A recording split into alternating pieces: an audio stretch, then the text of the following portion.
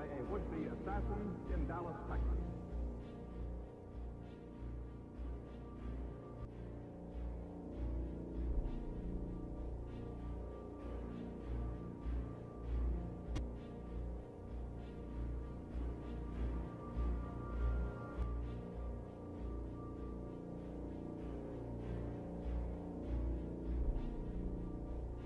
The Department of Defense has just issued a new list of extremists that should be watched.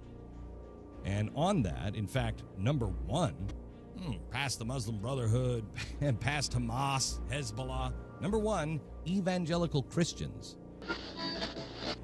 We're witnessing a slow and steady takeover of our true freedoms. We're becoming a socialist nation.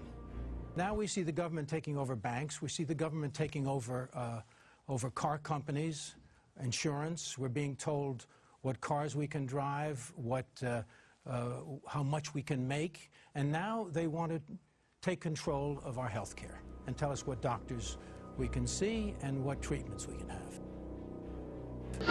Who is our government serving? Us or global elites? It's a good question.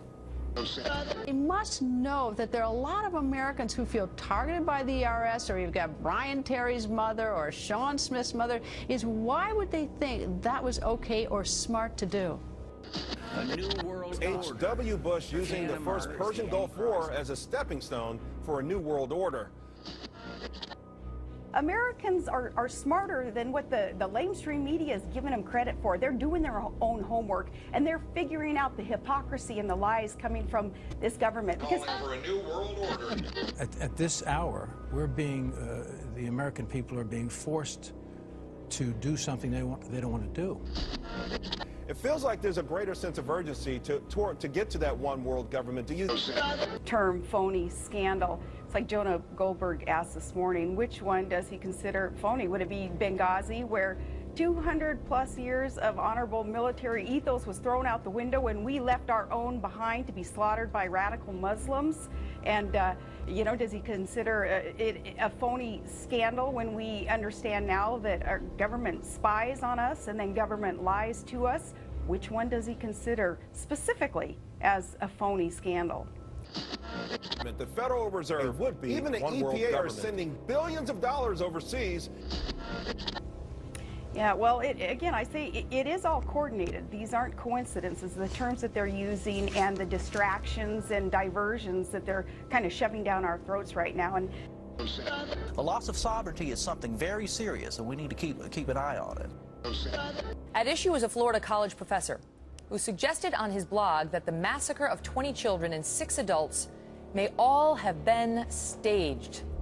Welcome to Hannity tonight. Even though the Democrat-controlled Senate is taking unprecedented steps to try and limit your Second Amendment rights, House Republicans are vowing to fight for law-abiding gun owners. Now, it's the first family tree of its kind, pouring through more than 500,000 names for months.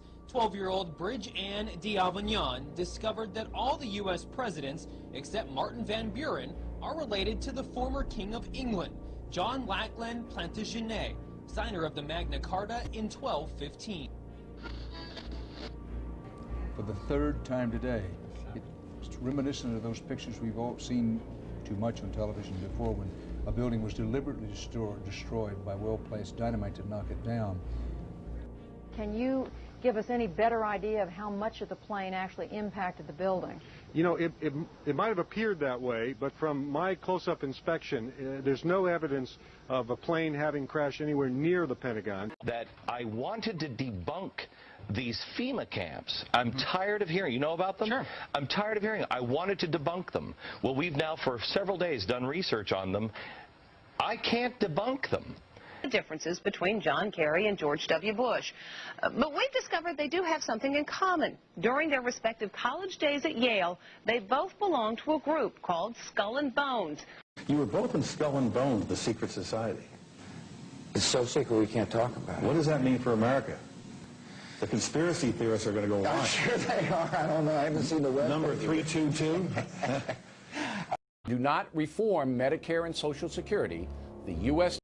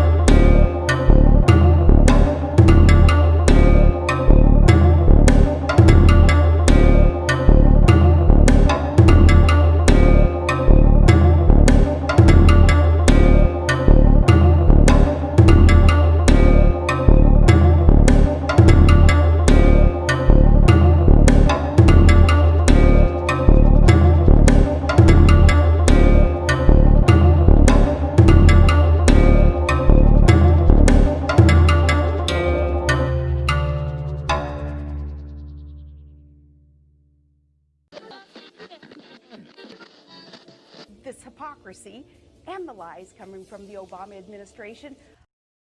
This hypocrisy and the lies